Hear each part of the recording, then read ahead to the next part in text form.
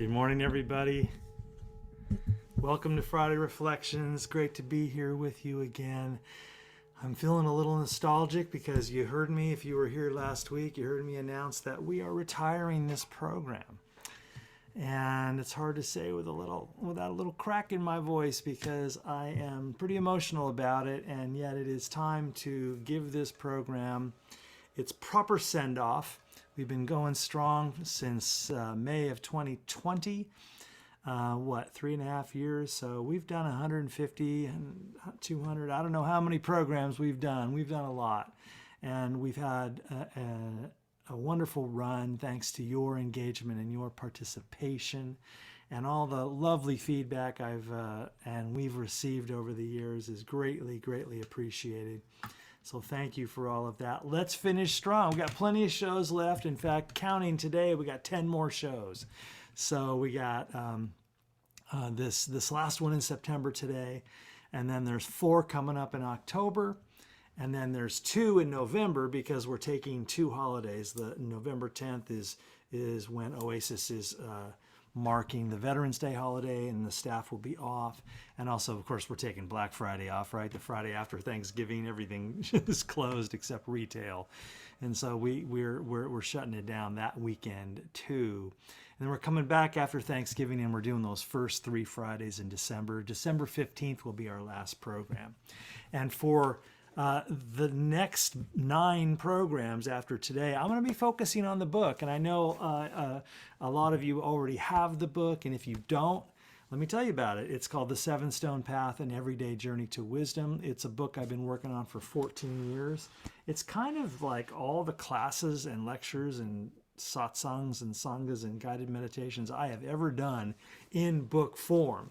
So it's a kind of a version of this, really, of the kind of thinking and inquiry and reflection we do here at Friday Reflections, but in book form for you to enjoy at your own pace and carry around with you. So thanks to everybody, as I said, who's already purchased the book, who's already written a review on Amazon. Wonderful reviews keep pouring in. And then that one really awful bad one. Have you seen that one? Oh my God. It's terrible. Anyway, that one's getting slowly shrunk in its influence by the wonderful 5-star reviews that are coming in. So I appreciate y'all so much who have bought the book or who are interested in buying it, who are just now learning about it and saying, hey, I should buy that book. So available on Amazon.com, wherever you get books online. Walk into your neighborhood bookstore, ask them to order it, however you like to get books. Next time you're at Oasis, walk right across the mall there to Barnes & Noble. It's on barnesandnoble.com, or you could order it at the bookstore too. So I will let that go. I don't want to take your time on advertising my stuff, but as a brand new author, it would be even weirder if I didn't say anything about it at all. So there you go. A couple of quick things. I'm maybe going to see some of you a little later today. Here it is, Friday the 27th. The 29th. What day is it? The 29th of September. I'll see some of you a little later this afternoon at 1 o'clock to 2:30 at the Rancho Bernardo San Diego Oasis. I'm going to be doing another in my series of the great philosophers, this time everybody's favorite Stoic, Marcus Aurelius. A lovely, lovely session. One of my favorite voices, really, in all of philosophy. What a courageous truth teller he is. So if you're interested in Stoicism or wisdom on how to live better, I'll see you at 1 o'clock at Rancho Bernardo. You don't even need to register in advance. You could walk in. They could take care of it right then. And then, if I may, one more little quick personal plug. Saturday night, tomorrow night at Vision, a Center for Spiritual Living, they're doing another Neil Young festival. In fact, if you heard the guitar music rolling up to the start of this program, I was doing some songs I'll be doing tomorrow night. Unknown Legend, One of These Days, and I might do Heart of Gold too. So me and a bunch of my San Diego musician friends are going to get on stage and do a night of Neil Young music tomorrow at Vision, the Center for Spiritual Living. All the details are on the calendar page of my website, peterboland.com. So, since we're wrapping up this program, And since I'll be devoting all of the future programs, except that very last one, to exploring my book, one chapter at a time, a little bit deeper, now would be a good time to read the book. And so you're ready for the kind of book club work that we're going to be doing here, a chance for you and I to kind of think through a little more deeply about some of the things that come up in the reading there. And then on December 15th, our very last program, I'm just going to look back at the whole experience. You know, when we started this show on May 20th in 2020, we were in the middle of a presidential election. And the sitting incumbent president, Donald Trump, was running against this young upstart called Joe Biden and his vice presidential candidate, Kamala Harris. And, you know, the Biden-Harris ticket beat out the Trump-Pence ticket, according to most people. You got to laugh, because otherwise you'd cry. But then everything since then, that it has just been going so crazy. You know, the following January was the January 6th thing. And this has been an interesting space for us to reflect not only on philosophical, spiritual, religious, mythological things, but also, you know, the machinery of time, the things going on in our real lives as individuals and as a society. So it's been a fun experience to be able to come into this space and see how all of those things intersect. And I hope that when the show goes away, that you continue maybe to think through things in that way, that how are the little things connected to the big things. And it's a rich way to kind of move through life, it seems to me. So last time we were here, last Friday, I opened up a subject about Soren Kierkegaard, the great Danish Christian existentialist. He's the first philosopher that we label as an existentialist. Kierkegaard lived, early 1800s. I think he was born 1813 and died fairly young, few decades later. And yet his writing has really shaped the philosophical tradition in a profound way. So we thought about Kierkegaard quite a bit last week. I'm not going to retread all of that, but I do want to touch on it because, in a sense, today is part two. Even if you weren't here last week, you're going to be fine. But if you were here last week, I want to continue that analysis, that investigation of one of his really startling claims, namely that life, our lives, unfold in three discrete stages: aesthetic, ethical, and religious. So number one is called the aesthetic, number two is called the ethical, and number three is called the religious. Not everybody moves through all of those, but they are sequential. So everybody starts in the aesthetic. And that is, again, of course, the idea, that this is a life defined by pleasure and by pleasure seeking and by beauty seeking. So when you're at the aesthetic stage, and we've all been there, when you're young, especially in your, teens and 20s and stuff, it's all about avoiding boredom, right? That's the big sin, is being bored. So you're about collecting new experiences, trying new things, tasting new things.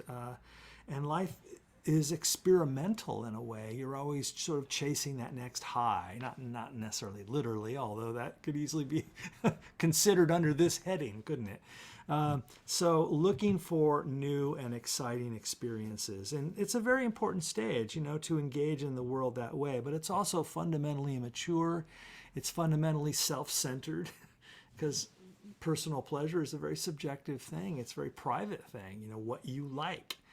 And Kierkegaard notices that in all of our efforts to avoid boredom and anxiety and depression and sadness and the general absurdity of existence, we run into the arms of pleasures and diversions and distractions, and who does not recognize that aspect in their own lives? Now, because it is inherently self-centered, it is sort of sad to, in Kierkegaard's view, to spend one's entire life there, as if you are merely a consumer,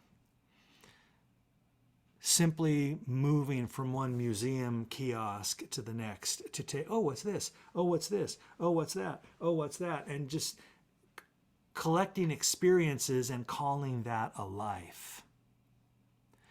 And what the soul is really asking for, what we are really asking for, Kierkegaard says, is to go to the second stage that he calls the ethical. And here life is deepening and broadening into adherence to a kind of coherent code. You become part of a society, part of a group consciousness. And there's a set of rules where the good of others is upheld.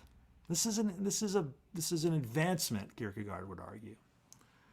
You're still having your pleasures, of course. That's still part of it. But now you are calculating it differently. When your pleasures come into conflict with ethics, with moral and ethical treatment of others, then morality and ethics takes precedence, and your pleasures then become governed. They become more restrained. They become contextualized. And your primary mode of existence, Kierkegaard argues, at the ethical stage is, trying to cultivate your empathy and compassion and your sense of social responsibility and what in Hinduism we would call dharma. What's your larger purpose? You're not just here to keep your wine buzz going. You're here to, and plan your next brunch. There's more to life than that. And that's what the person at the ethical stage begins to experience. Now, that's where we left off last time, because that isn't the final stage. There is a third stage called the religious stage. And so that's what I want to focus on with you today. We didn't have time to get deep into it last time. Kierkegaard makes some really interesting claims here, that there are pleasures at the ethical stage that the aesthetic person never experiences. And there are pleasures at the religious stage that the aesthetic and the ethical person simply don't experience. They don't have access to. They haven't gotten up to that level.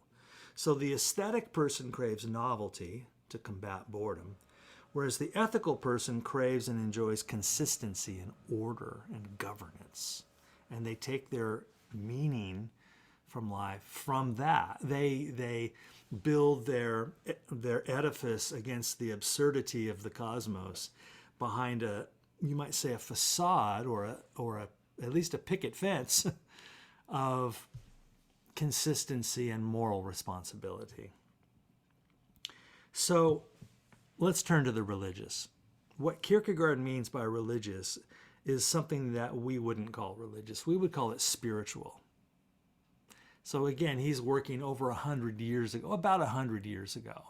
And the word religion for him is quite different than what it means for us. So what is the religious stage, and why is it better than the ethical and way better than the aesthetic, according to Kierkegaard? And the reason we're going through this, of course, is to check this against our own life and against our own experiences and our own assessments of those experiences. So here Kierkegaard is claiming that the highest mode of human existence is the spiritual or the religious life. And religion, I keep having to hang an asterisk off of that, because again, what he really means is spiritual, because what Kierkegaard is most definitely not interested in is organized religion. Or conformity to anybody else's doctrine or authority. In fact, what Kierkegaard is pitching here is a wholly W-H-O-L-L-Y, a wholly individual, subjective experience. And that's part of his whole philosophical project, to champion the subjective over the objective. And in subjectivity, no one but ourselves can be the arbiter of our own depth experience. And so in the autonomy and authority of our own subjectivity, Kierkegaard argues,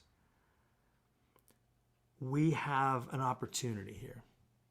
Because the aesthetic is ruled by passion, and the ethical person is ruled by social regulation. But the religious person or the spiritual person, I'm going to start using that word more in this conversation, is ruled by faith. Now what do we mean by faith? Because that's a really vague and charged word too. For Kierkegaard, the only way to make life worthwhile and deeply, richly meaningful and beautiful is to embrace faith and not belief. So let's contrast faith from belief. For Kierkegaard, faith is surrender to something that you cannot explain. For Kierkegaard, faith is surrender to something you cannot explain. It is embracing the absurd. As St. Augustine said, I believe because it is absurd. So the absurdity of the claim, for example, that there is a God, and the absurdity of the darkness and ignorance and gripping sadness that characterizes most of our ordinary lives. The absurdity of Sisyphus pushing the rock up the hill. The repetitive things that you and I have to always keep doing. In the face of all of that absurdity. In the face, frankly, of the absence of obvious meaning. Kierkegaard says, you've got to leap anyway. The whole phrase, the leap of faith, comes from Kierkegaard, yeah? Faith, this is so key for me, and this is why I'm taking the time to think this through with you. For Kierkegaard, faith requires uncertainty. And that's what makes the religious or spiritual stage so different from the way you and I normally talk about religion. When you and I think about religious people, I don't know if you're like me, doesn't your mind always go to, oh, that's a bunch of people who claim to have all the answers? That's the sort of stereotype of the religious person. They have all these hard doctrinal beliefs and they think this is true and that is not true and they're going to argue. I'm afraid that's a not terribly useful stereotype. That in my experience, many people that you and I would call religious are actually people full of uncertainty. They don't know. They don't have an answer for everything. But they walk innocently and open-heartedly into the mystery. And they refrain from demanding that the mystery be perfectly explained. Now, to empirical people, to people who insist on sensory evidence. Somebody commented on one of my YouTube videos last week. It was a video about Vedanta, Hindu philosophy, Brahman, Atman. She said, there's no evidence that the Atman exists. And to me, it's a meaningless claim because I need evidence. And I started a dialogue with her. It was a wonderful little chat we had through our back and forth comments. And I said, well, if you mean empirical evidence, the evidence of the five senses, but if you mean evidence of experience, there are many people who have experience of depth, spiritual realities. But those experiences cannot be empirically proved.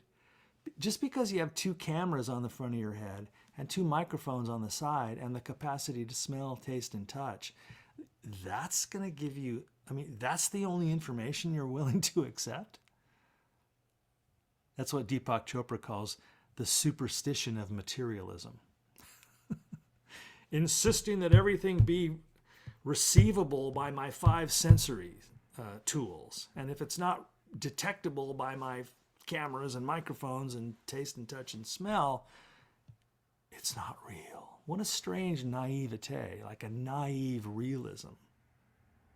So the spiritual and religious, back to Kierkegaard, says, well, there's another realm that I can experience subjectively. And that is really interesting to me, that subjectivity and the embrace of uncertainty becomes a really powerful and enriching stance, according to Kierkegaard. Now, again, he's a Protestant Christian. No matter how much he rejects the Church of Denmark and its official kind of sociological structures and its rigid doctrines, he doesn't want anything to do with any of that. And worst of all, his most savage criticism is for what he calls pew Christianity. P-E-W, pew Christianity. That's the people who come in and sit in the pews just so they can be seen in church, so that they are respectable and that you'll do business with them. for Kierkegaard, that his scathing rebuke of that is the worst kind of engagement in religion, simply as a social status granting engagement. His key role model for the religious stage, as you reflect on your relationship to all these things that we're thinking through, his key role model is, of course, the biblical prophet Abraham. Abraham is this key figure in the first book, right? The book of Genesis. The whole second half of the book of Genesis is about Abraham. And Kierkegaard wrote a book called Fear and Trembling. And he focuses in on the story, that really kind of horrifying story, where God comes to Abraham and asks Abraham, I want you to kill your son. Bob Dylan sang a whole song about it. Where do you want this killing done? Out on Highway 61. So this is a really powerful, archetypal story in the Abrahamic faiths. It's in the Quran too, of Islam, but it's his other son, Ishmael. So what is going on here?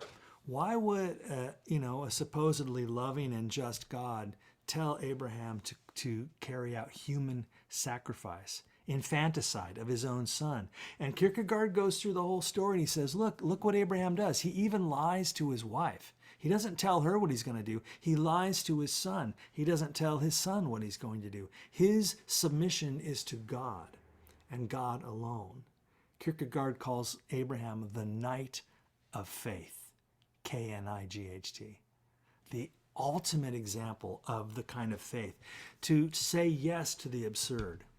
And it doesn't make sense on a lot of levels, because we've seen in the book of Genesis Abraham already arguing with God, for example, over the destruction of Sodom. God tells Abraham that he's going to blow up Sodom, the whole town, because some evil stuff is going on there. And Abraham gets into an argument with God and says, what if there's 10 innocent people there? And God basically says, wouldn't it be wrong to kill everybody to kill the innocent and the guilty alike? And he basically changes God's mind. And God says, you're right. I won't blow up Sodom if I can find 10 innocent people there. Let me be a little more discerning in my brutal divine retribution. So Abraham becomes like a lawyer arguing a pro bono case on behalf of his clients, the hypothetical innocent of Sodom, who he doesn't even know, but he's arguing for a principle, and he's using his mouth, and he sets into motion their really powerful Jewish value or paradigm that we are to speak truth to power, and we are to wield logic, reason, and language to fight for justice, that we are to collaborate with God in the maintenance of justice in the world. So Abraham is this beautiful advocate for justice there. By the way, God couldn't find any innocent, so he ended up blowing up Sodom anyway, but that's not the point.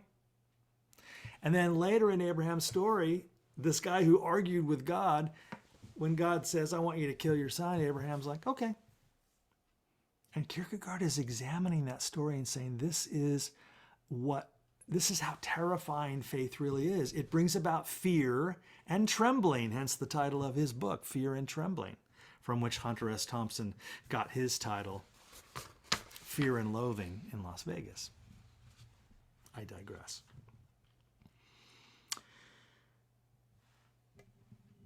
What's the difference between Abraham and Andrea Yates? Remember that story? Andrea Yates was a young mother in Texas who murdered all 6 of her children while her husband was at work, drowning them in the bathtub one at a time, starting with the oldest, working down to the youngest, laying all her dead children on the bed in her bedroom.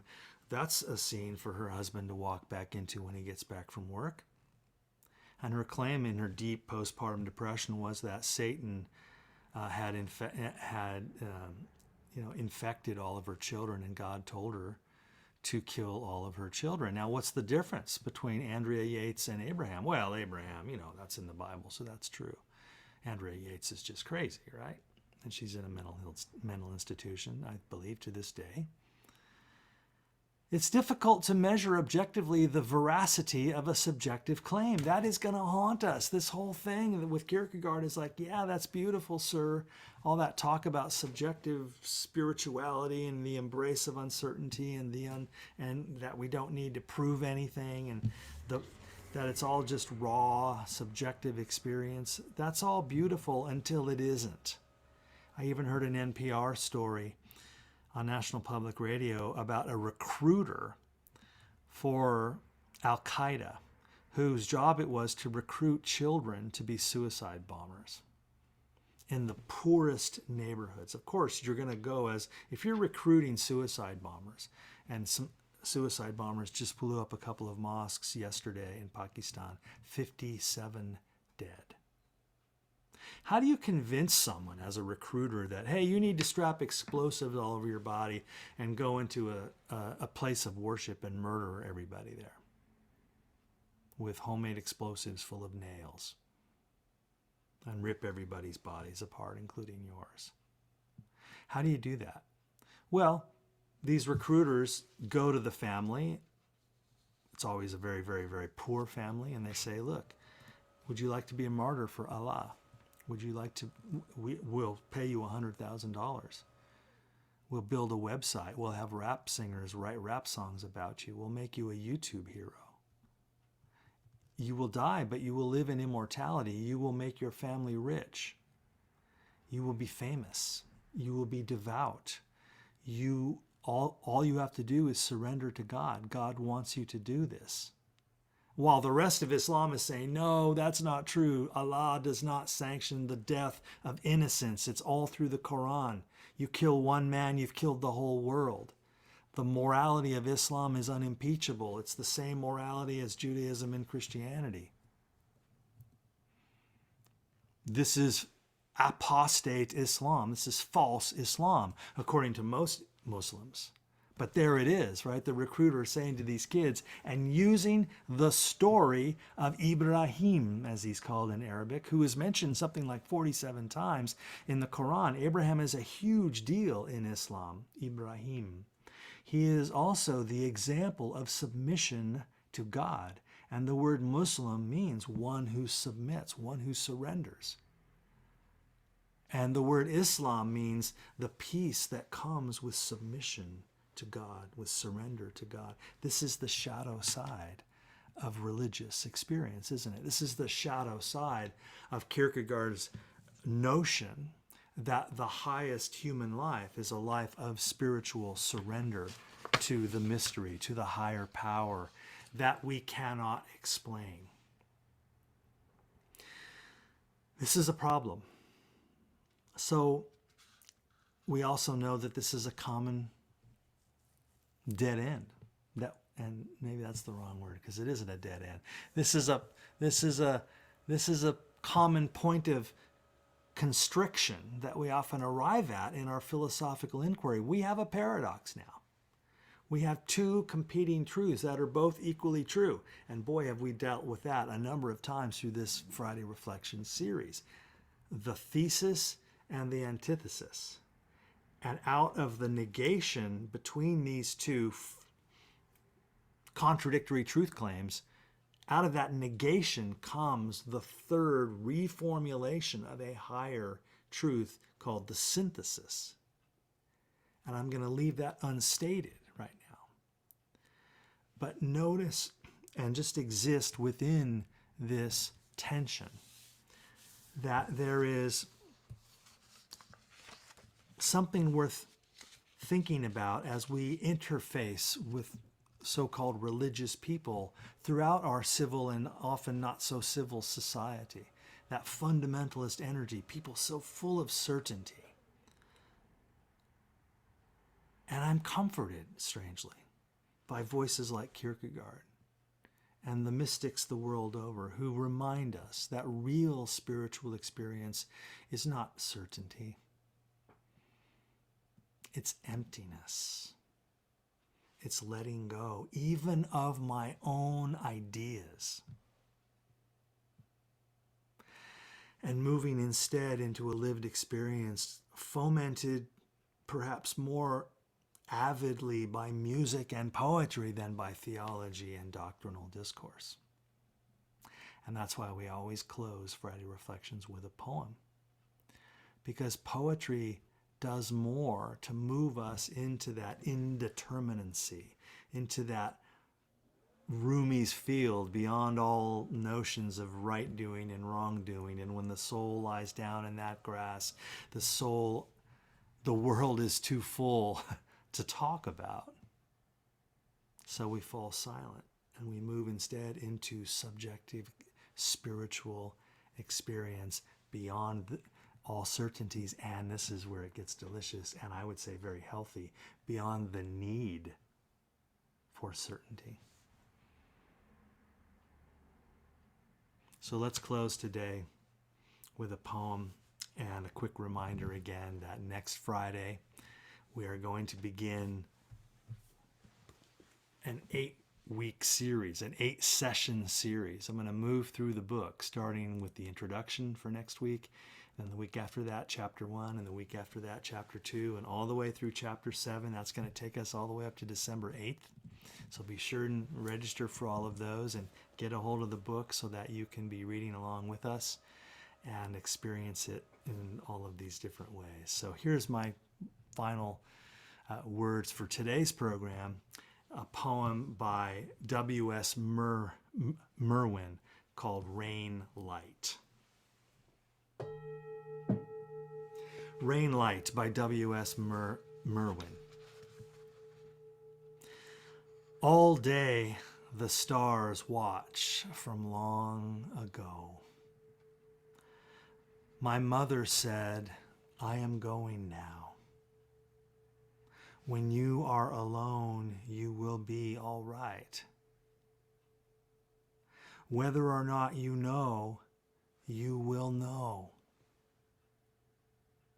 Look at the old house in the dawn rain. All the flowers are forms of water. The sun reminds them through a white cloud, touches the patchwork spread on the hill, the washed colors of the afterlife that lived there long before you were born. See how they wake without a question, even though the whole world is burning.